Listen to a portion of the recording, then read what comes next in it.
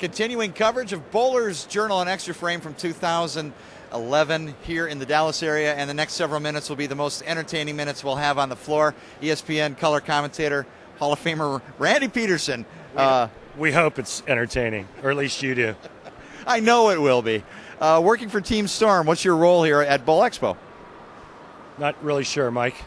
They dress me up, put this badge on my neck, and they tell me to sit there and sign autographs. It's I was on Storm Pro staff, when I was a full-time player, and Storm has kept me on, after my career was over, and they kept me on in a PR role. And I do lots of things for Storm. I do some of their videos, new ball releases, that kind of thing.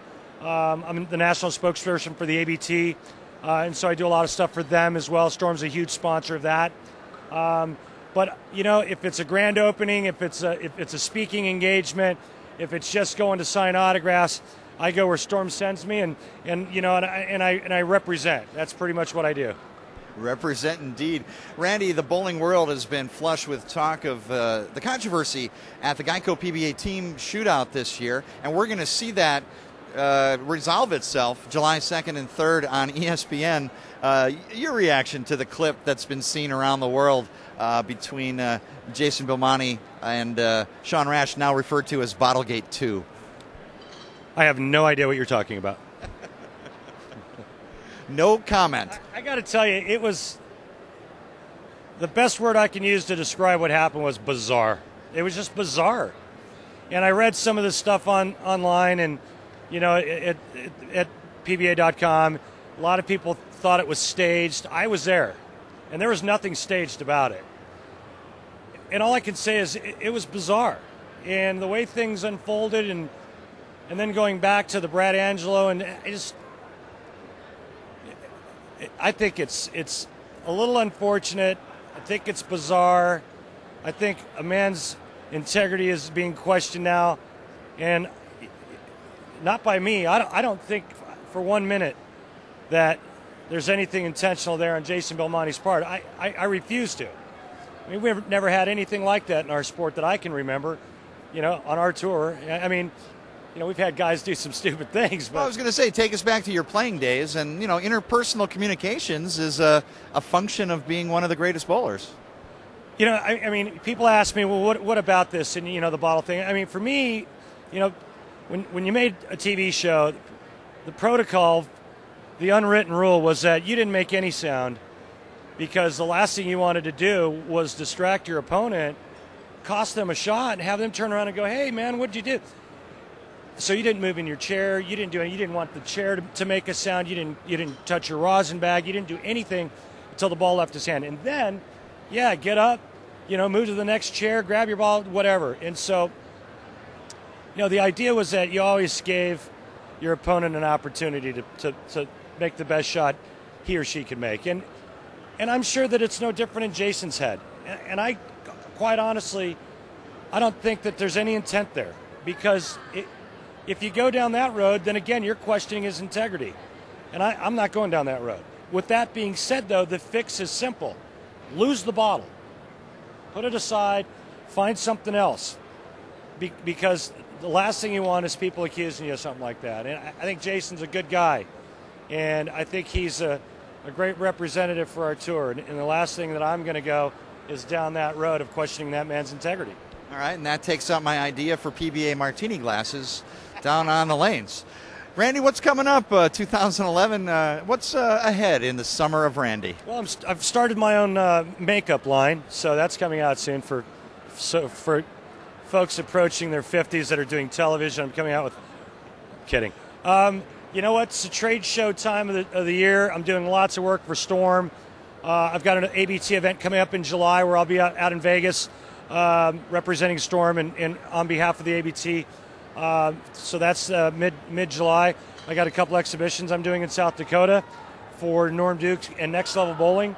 And then back out to California for some more trade shows for Storm. So, it's a busy time of season for Storm and showcasing our new product line, and just going to be out there working for Storm and representing.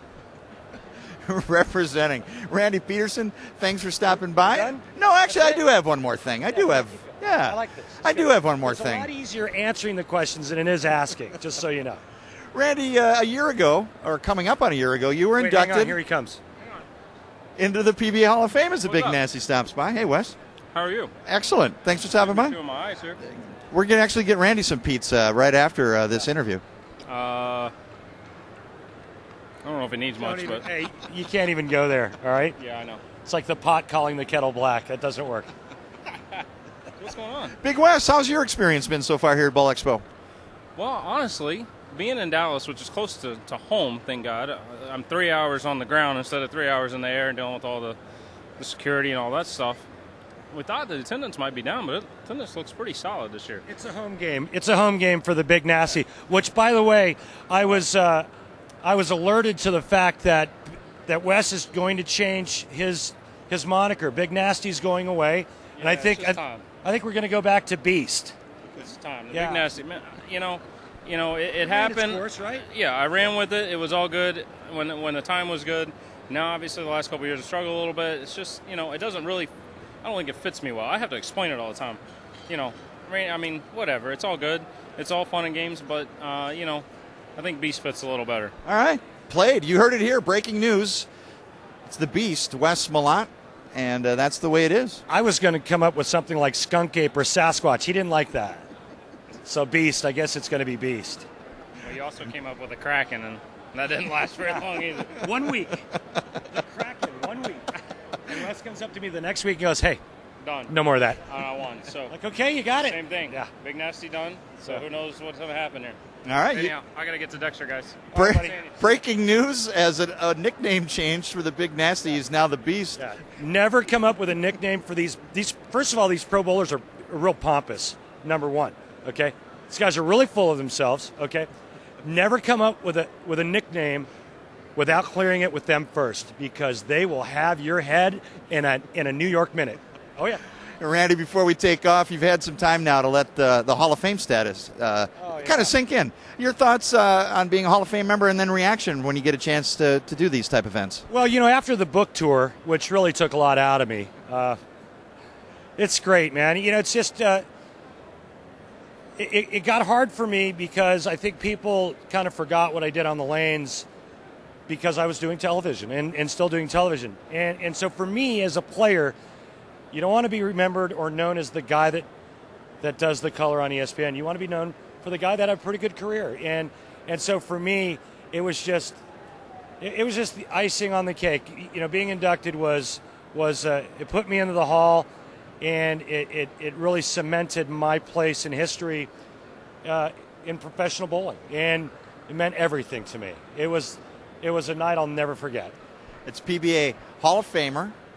You're entering your 11th season in color commentary for ESPN in the 11-12 season, and we're glad you stopped by. Any advice for aspiring bowlers out there?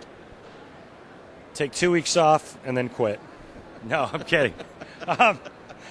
I think the best advice I could give is, and I get this a lot, hey, what do I need to do to get better? Well, obviously, great instruction never hurt anyone, but I think the best thing you could do is bowl on hard oil patterns. I know they're a little tough to find these days, but if you want to get better, bowl on something tough. Anybody can throw strikes on the wall shot or the Great Wall of China, the house shot. You want to get better, you got to bowl on the tough stuff. That's what our guys do on our tour. That's what I did on our tour, and that's the only way you're going to get better. Take it from the Hall of Famer. Thanks for stopping by, Randy. Anytime. We look forward to seeing you at Bowl Expo, at ABT, and around the bowling world. You got it. For the Bowlers Company, Randy Pedersen, this is Mike J. Laneside, and you're watching Bowlers Journal on Xtra Frame.